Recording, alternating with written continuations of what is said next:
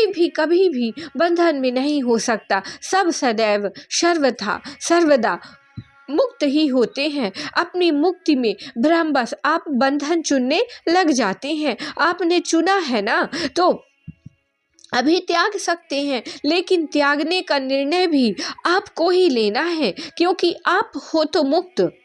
आपके निर्णय कोई और कैसे ले लेगा? आप तो मुक्त हो, तो सारी समस्या झूठा ज्ञान है। वेदांत इसलिए कर्म कांड पर या विधियों पर बिल्कुल भी जोर नहीं देता। वेदांत कहता है क्या होगा कुछ करके? कुछ करने से कुछ नहीं होगा। जो भी तुम करोगे अपनी भीतरी भ्रम और नशे की अवस्था से करोगे, उससे तुम्हें कुछ लाभ नहीं होगा। तुम समझो, तुम जानो, तुम देखो तुम क्या बने बैठे हो। तुम अपने पल पल के कर्मों पर गौर करो। किसी नए कर्म में उतरने की आवश्यकता नहीं है। जो तुम करते ही आ रहे हो उसको ध्यान से देखो कि वो तुम किस वृत्ति के वशीभूत होकर के कर रहे हो। फिर तुम्हें समझ आ जाएगा कि भीतरी कर्ता कौन है।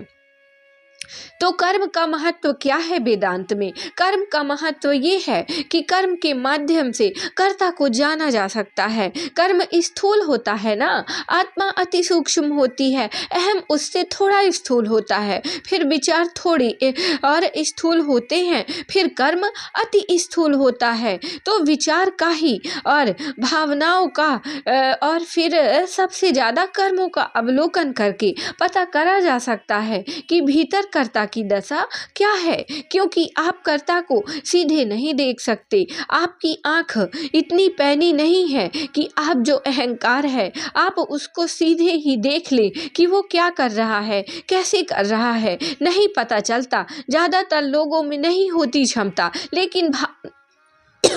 लेकिन भावनाओं का अवलोकन करा जा सकता है कि भीतर भाव उठ रहा है। और अगर भावना का भी नहीं कर पा रहे हैं, विचार का नहीं कर पा रहे हैं अवलोकन, तो कर्म का तो कर ही सकते हो ना।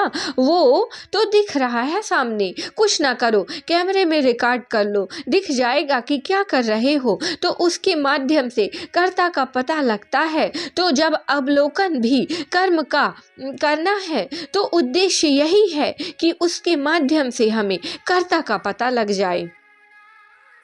कर्ता को जानना ही कर्ता से मुक्ति है। जो कर्ता को जान गया वो कर्ता से मुक्त हो जाएगा। अब देखिए, इसके पहले जो हमने एक टॉपिक लिया था कि दृष्टा मात्र हो तुम, ठीक है।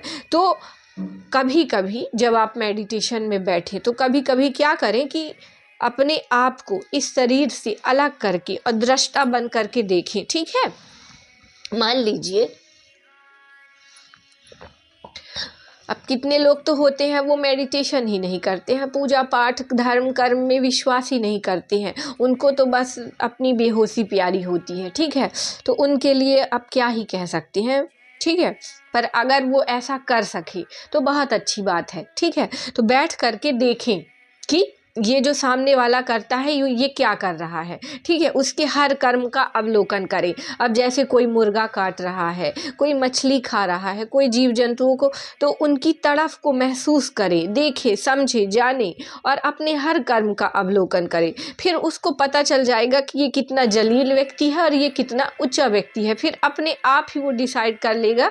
अब जैसे क्या हुआ था कि जो अंगुली मार था, ठीक है, वो लोगों की उंगलियों को काट करके उसकी माला बना करके पहनता था। पर जब महात्मा बुद्ध उनके साथ, यही ज्ञानी पुरुष संत पुरुष में यही फर्क होता है, ठीक है, कि वो जब अपने सामने हमारे सामने आ जाते हैं तो फिर हम अपने आप को देख पाते हैं। वो ये कहना चाहिए कि वो एक आईने की तरह होते हैं। जो संत पुरुष होते हैं वो एक आईने की तरह होते हैं, जो जब हमारे सामने आते हैं ना तो उसमें हम अपने चेहरे को स्पष्ट देख पाते हैं कि हाँ, हमारा वास्तविक स्वरूप ये है। और ये है अंगुली मार, जिसने अभी तक इतने लोगों की अंगुलियों को काट करके उन्हें इतनी यातनाएं और पीड़ा दी है। उसे अपनी गलती का बिल्कुल गहराई से एहसास होने लगा और वो तत्क्षण उसका हृदय परिवर्तन हो गया। तो ये होता है संत पुरुष और ज्ञानी पुरुष का शक्ति और उनका प्रभाव, है ना, कि जब वो किसी भी के सामने आता है तो वो फिर अपनी सारी बुराइयों को,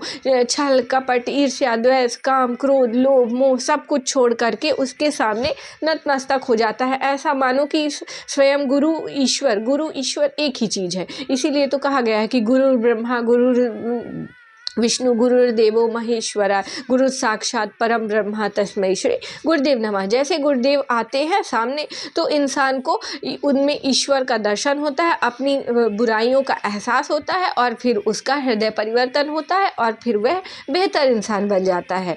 तो इसलिए संतों का संग करना जरूरी होता है, ग्रंथों का संग करना जरूरी होता है। ठीक है। कर्ता को जानना ही कर्ता से मुक्ति है। जो कर्ता को जान गया, अब गीता सत्रों में क्या होता है, प्रतिदिन यही तो होता है कि एक सीसा आचार्य जी हैं और हम सब उसमें अपना मुख देखते हैं और प्रतिदिन अपने अंतर मन की सफाई करते हैं।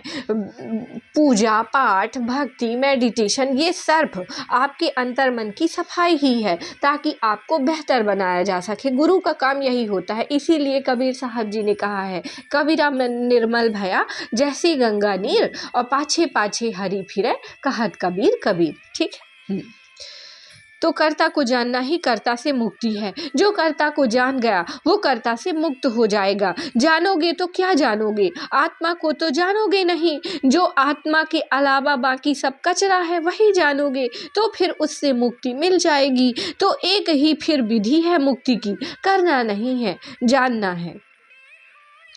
सब करना फिर रोक देना है। क्या नहीं रोकने का क्या अर्थ है? कोई भी व्यक्ति कर्म को एक पल भी रोक सकता है क्या? करोगे तो है ही, करते तो जा ही रहे हो। कोई नहीं कर्म को रोक सकता। कर्म को रोकने की कोई बात ही नहीं है। तुम चाहो तो भी कर्म को नहीं रोक सकते। कर्म तो चल ही रहे हैं। उन कर्मों का निष्पक्ष दृष्टा बनना है ताकि समझ में आ सके कि वो कर्म किस स्रोत से उद्भूत है, उस स्रोत में ही गड़बड़ है। कर्मों को जान लोगे, उस स्रोत की गड़बड़ी को जान लोगे, जानना ही मुक्ति है।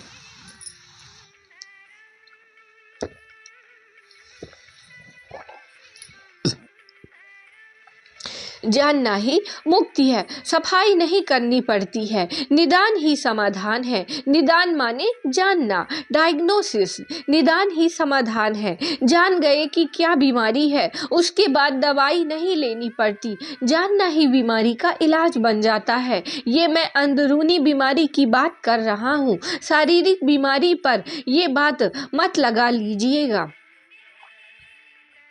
आगे ये कह रहे हैं कि अष्टावक्र की, इसलिए ये जो किंवदंती है, किंवदंती सत्यम या मतिसह गति भवेत, बिल्कुल सत्य है ये किंवदंती, जनश्रुति की जैसी मति वैसी गति। बस जब ये बात लोक परंपरा में चलती है तो उसमें बहुत गहराई नहीं रहती। ये बात जब लोक परंपरा में चलती है तो ऐसे कह देते हैं जिसकी जैसी बुद्धि होती है उसको वैसा फल मिलता है। वही बात जब अष्टावक्र के हाथों में पड़ जाती है तो रौनक पा जाती है। अष्टावक्र कहते हैं या मति सागति का वास्तविक अर्थ ये है कि जो मुक्ति का अभिमानी है उसके लिए मुक्ति है और जो बंधन का अभिमानी है उसके लिए बंधन है। ऐसा ही होता है। किसी भी वस्तु का क्या महत्व है? कुछ नहीं। वस्तु से आपका जो संबंध है वही अर्थपूर्ण होता है,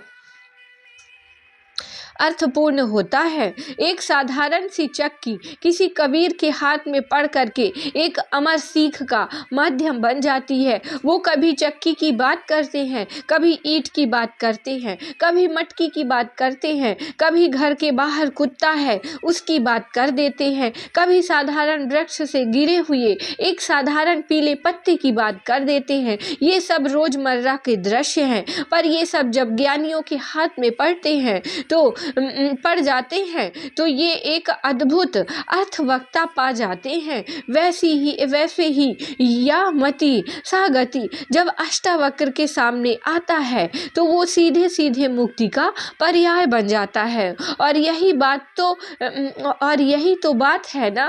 आम आदमी जब बोलता है जैसी मति वैसी गति, उसको पता भी नहीं होता उसने कितनी गहरी बात बोल दी। ठीक वैसे जैसे आम आदमी को पता भी नहीं होता कि उसके पास कितनी गहरी चीज पहले से उपलब्ध है। उस गहरी चीज को आत्मा बोलते हैं। अष्टावक्र कह रहे हैं वो तुम्हें उपलब्ध पहले से है, तुम उनको जानते नहीं हो। तो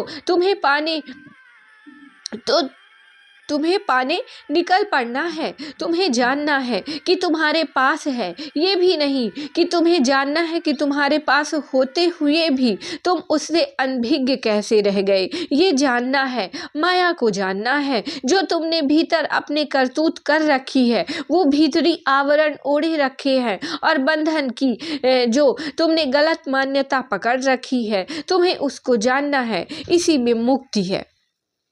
अब रामायण में एक प्रसंग आता है कि जब हनुमान जी को सागर पार करके वहाँ लंका जाना था, तो वो बिल्कुल आश्चर्यचकित हो करके सागर के किनारे खड़े हुए थे कि मैं कैसे जाऊँगा।